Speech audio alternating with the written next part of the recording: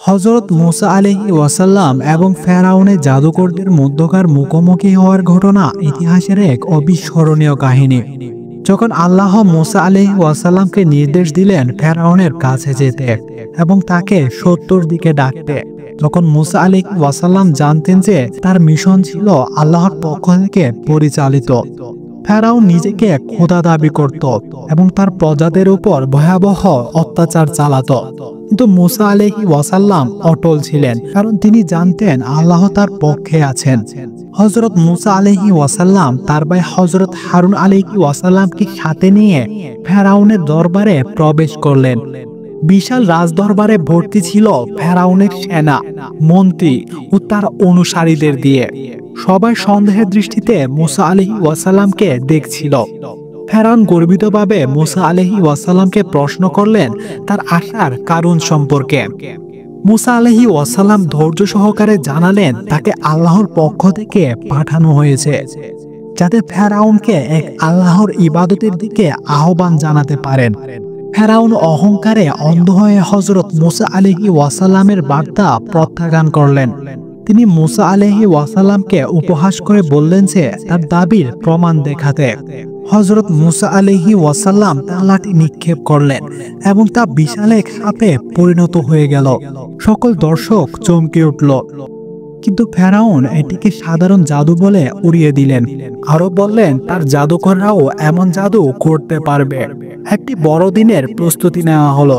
সারা রাজ্য থেকে সেরা সেরা জাদুকরদের ডেকে আনা হলো এবং এই প্রতিযোগিতার সংবাদ সবার কানে পৌঁছালো। নির্ধারিত দিনে বিশাল মাঠে মানুষের ঢল নেমেছিল। সবাই মুসা আলাইহিস ওয়াসাল্লাম ও জাদুকরদের মধ্যে জাদুর মহারণ দেখতে এসেছে। জাদুকররা আত্মবিশ্বাস নিয়ে মুসা আলাইহিস ওয়াসাল্লামের দিকে তাকালো। তারা ভাবছিল যে তারা সহজে মুসা আলাইহিস ওয়াসাল্লামকে পরাজিত করতে পারবে। তারা মুসা আলাইহিস ওয়াসাল্লামকে জিজ্ঞাসা করলো, তুমি কি আগে নিক্ষেপ করবে না আমরা করব?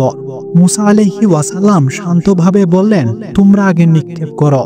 জাদুকররা তাদের দড়ি ও লাঠি নিক্ষেপ করলো এবং মুহূর্তের মধ্যেই সেগুলো সাপের মতো নড়তে শুরু করলো।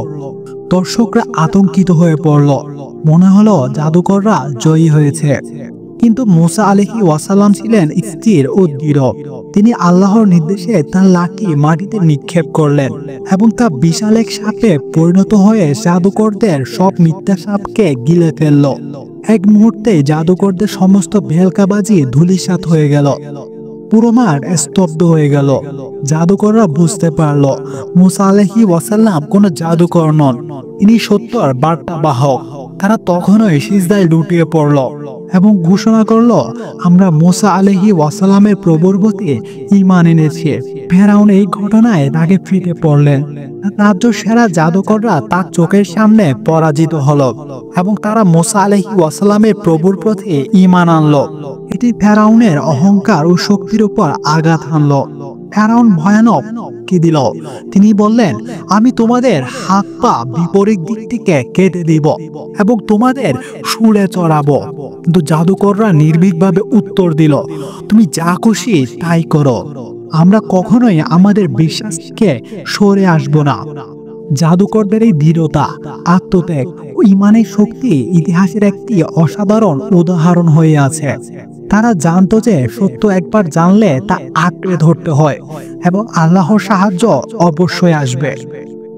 যদি আমাদের এই ভিডিওটি দেখে আপনারা আপ্লুত হন, তাহলে একটি লাইক দিন এবং আমাদের চ্যানেলটি সাবস্ক্রাইব করতে ভুলবেন না। আপনার সমর্থন আমাদের এগিয়ে যেতে সাহায্য করবে এবং আরো একটি শিক্ষণীয় ও অনুপ্রেরণামূলক ভিডিও পাওয়ার জন্য আমাদের সাথেই থাকুন। ধন্যবাদ।